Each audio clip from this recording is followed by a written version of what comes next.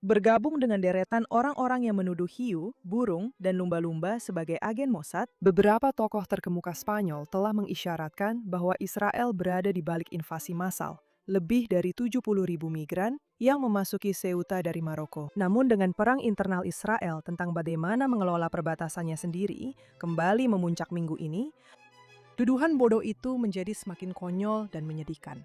Saya Ilana Maisel Diamond, Direktur Eksekutif Israel Law and Liberty Forum, dan ini adalah hukum dasar. Jadi, sebuah undang-undang yang dimaksudkan untuk mencegah terorisme dibekukan oleh Mahkamah Agung minggu ini dengan alasan bahwa penerapannya dapat menyebabkan kerugian yang tidak dapat diperbaiki. Sidang mengenai undang-undang itu sendiri, yang secara umum dikenal sebagai Undang-Undang Sher Hajjaj, dijadwalkan pada bulan November. Letnan Sher Hajjaj, yang berusia 22 tahun, merupakan salah satu dari 4 tentara yang dibunuh pada tahun 2017. Ketika Fadi Al-Kunbar, yang berusia 27 tahun, seorang warga Jabal Mukaber, menabrakkan truk ke sekelompok taruna di promenade Armon Hanatsif di Yerusalem, 13 orang lainnya terluka.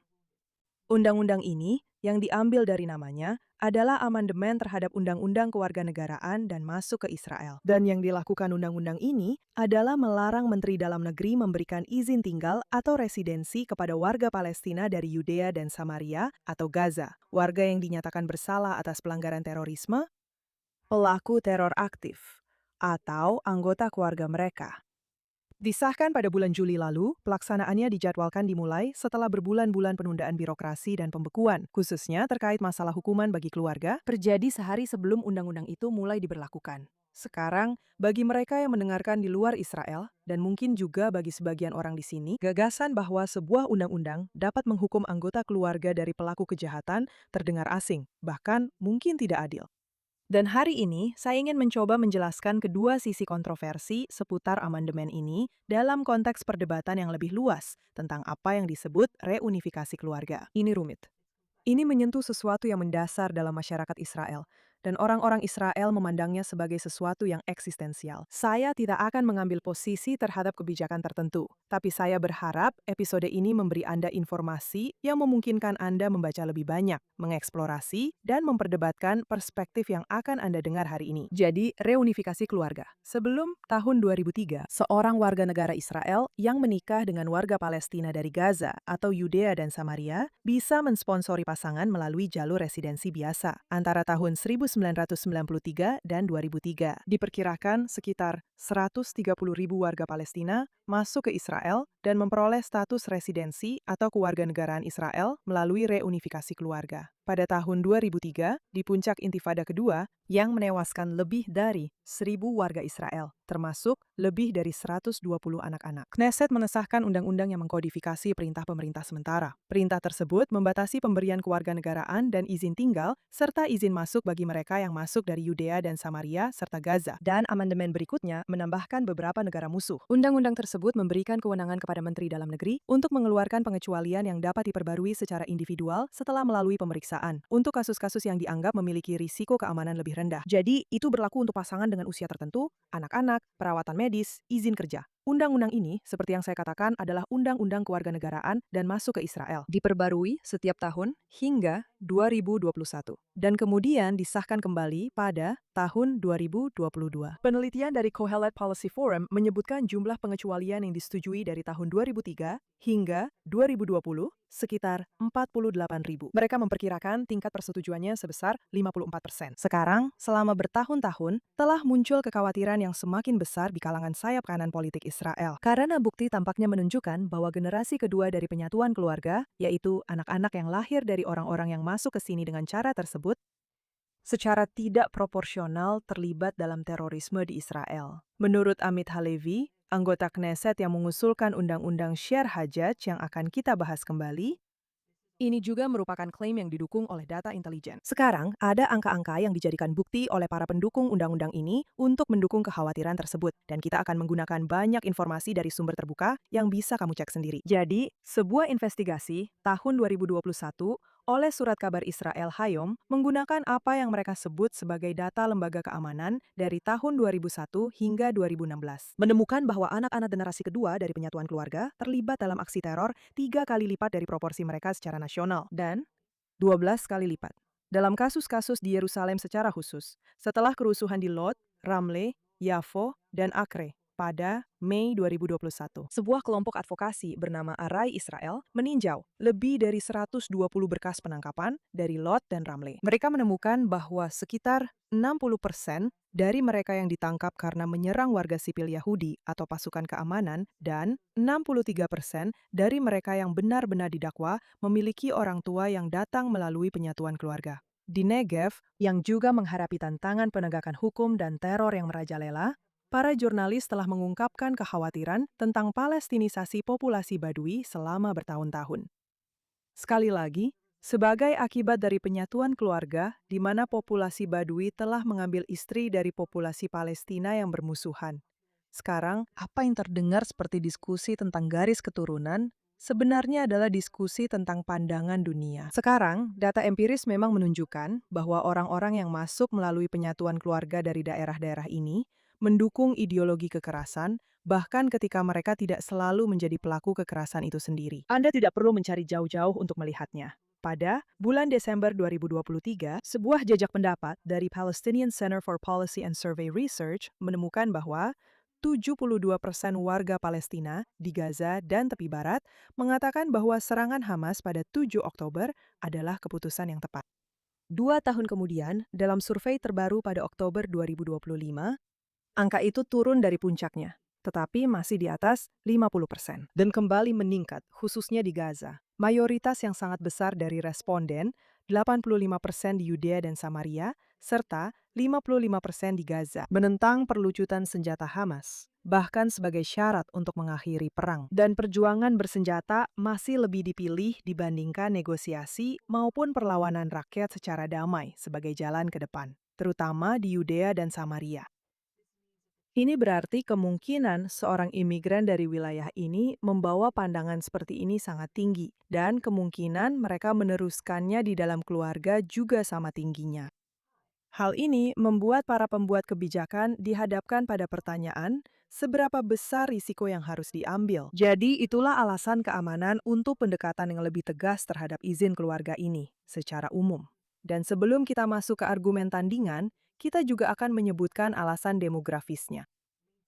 Mempertahankan mayoritas Yahudi di Israel sangat penting, baik untuk keamanan fisik negara maupun karakternya. Pada tahun 2021, ahli demografi Arnon Sofer menegaskan, kembali, proyeksi bahwa masuknya orang tanpa pembatasan dikombinasikan dengan pertumbuhan alami populasi Arab di dalam Israel akan mengakhiri mayoritas Yahudi di sini dalam waktu 60 tahun. Seperti negara lain, Israel memiliki hak untuk melindungi perbatasan dan warganya, serta menentukan syarat-syarat bagi orang asing yang ingin masuk. Sekarang, para pengkritik pembatasan ini melihat kasus ini dengan sangat berbeda, dan mereka fokus pada pelanggaran hak-hak individu.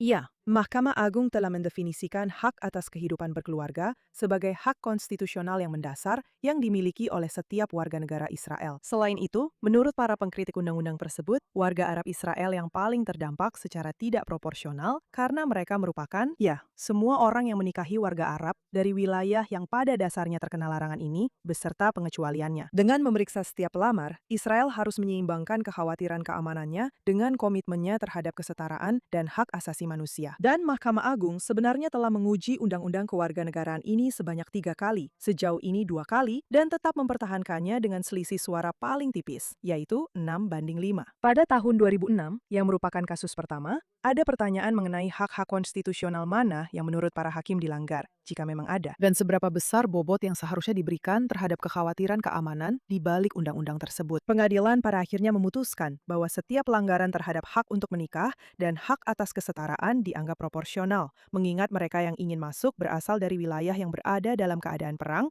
atau bahkan dalam keadaan kuasi perang dengan Israel.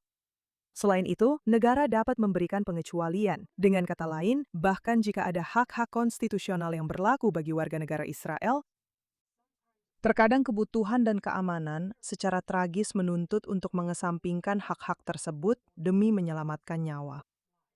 Sementara itu, pendapat minoritas oleh Ketua Hakim Aharon Barak menyatakan bahwa undang-undang tersebut secara tidak proporsional melanggar hak-hak konstitusional dan karena itu harus dibatalkan. Ia mengutip jurisprudensi sebelumnya.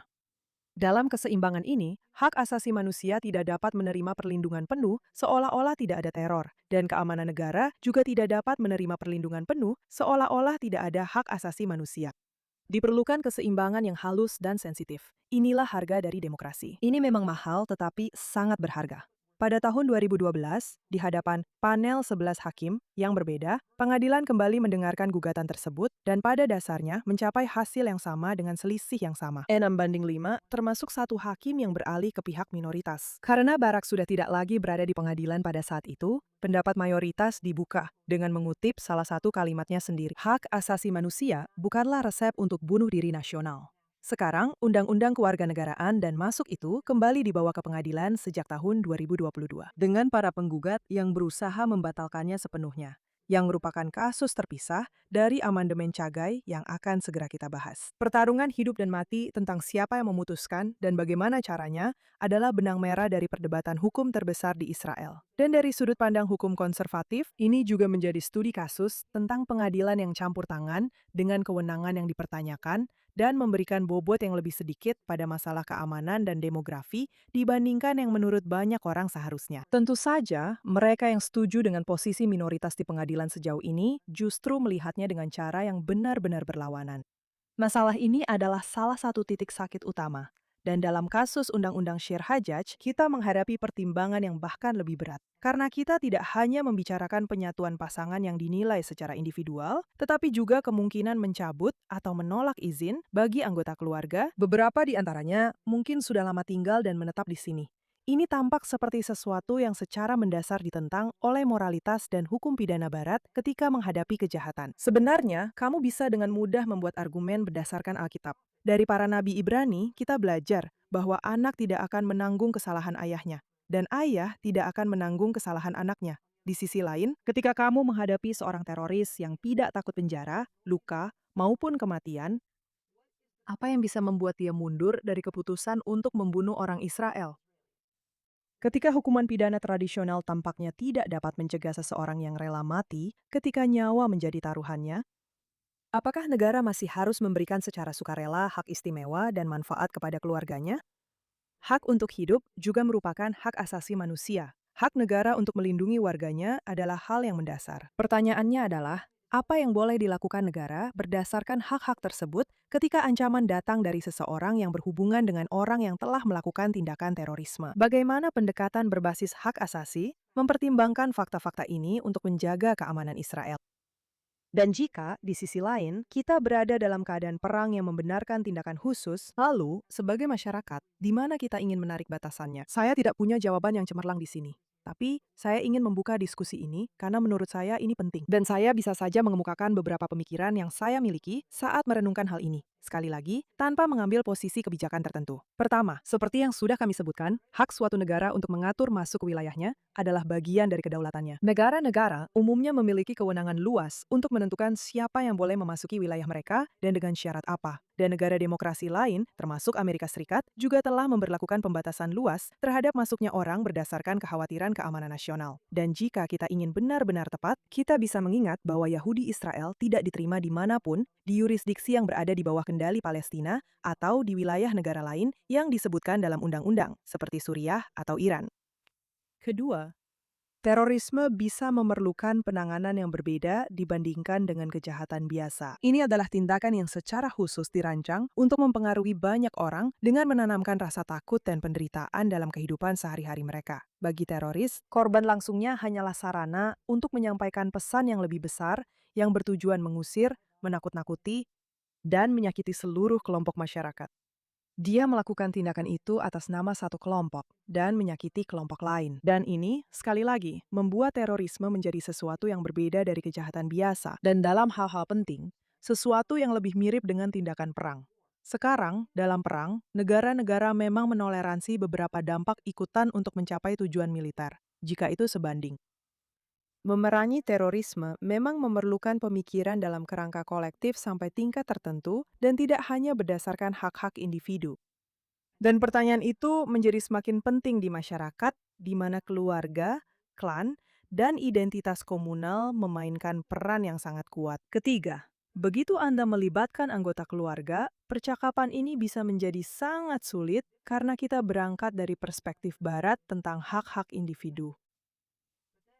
Namun, kerangka pemikiran itu saja bisa dibilang kesulitan menghadapi fenomena seperti terorisme atau migrasi massal di seluruh Barat dan bukan hanya di Israel. Masalahnya adalah bahwa klaim hak yang dapat dipertahankan secara individu dapat menjadi ancaman kolektif terhadap hak individu lainnya.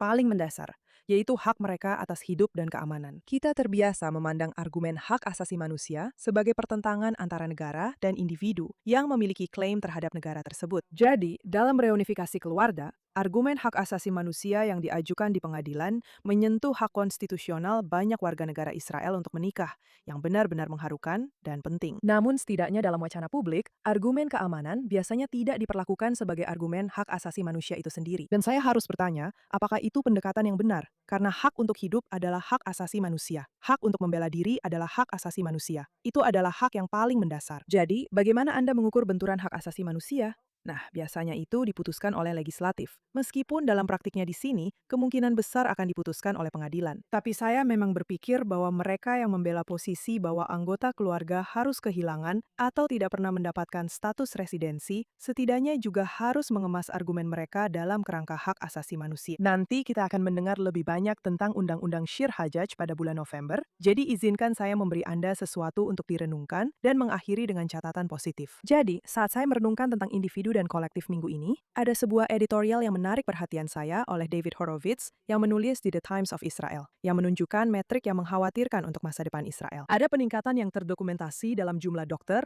insinyur, dan pekerja teknologi berpenghasilan tinggi yang pergi meninggalkan negara. Sistem pendidikan benar-benar berantakan. Integrasi Haredi adalah hal yang sangat penting, tetapi tetap menjadi prioritas yang sulit dicapai. Kesimpulan dari kolom tersebut adalah bahwa pemilu mendatang merupakan kesempatan terakhir untuk mencegah spiral kehancuran masyarakat. Jadi, jawaban saya untuk itu, meskipun dia tidak bertanya, adalah ya dan tidak. Ya, Israel memang punya tantangan, tapi tidak. Israel sebenarnya tidak berada di ambang kehancuran, meskipun tahun-tahun yang lebih sulit mungkin akan datang. Israel juga memiliki rasa identitas kolektif yang kuat, kesadaran akan ikatan perjanjian, dan kesinambungan sejarah yang mendalam. Ketahanan negara ini tidak hanya berasal dari indeks ekonomi. Hal itu berakar pada kesadaran akan takdir bersama. Dan terkait hal itu, sebuah survei Sohar yang diterbitkan musim semi ini menemukan bahwa 48% warga Israel melaporkan adanya penguatan hubungan dengan identitas Yahudi mereka sejak 7 Oktober. Dibandingkan hanya 12% yang melaporkan hubungan yang lebih lemah. 65% mengatakan bahwa hubungan mereka dengan negara dan tanah air secara khusus menjadi lebih kuat. Artinya, meskipun beberapa orang pergi, dan itu adalah sebuah tragedi, akan ada ribuan orang lain yang tetap tinggal dan yang pindah ke sini untuk membangun hidup mereka sebagai bagian dari kisah Yahudi. Israel tetap bertahan karena rakyatnya menyadari bahwa mereka adalah bagian dari sebuah kolektif yang layak untuk dipertahankan. Dan meskipun kolektif itu tumbuh lebih lambat dari yang kita inginkan, atau akhirnya menjadi lebih miskin dari yang kita inginkan, atau lebih terpecah-pecah pada titik tertentu, itu tetap ada di sini. Pemilu sangat penting.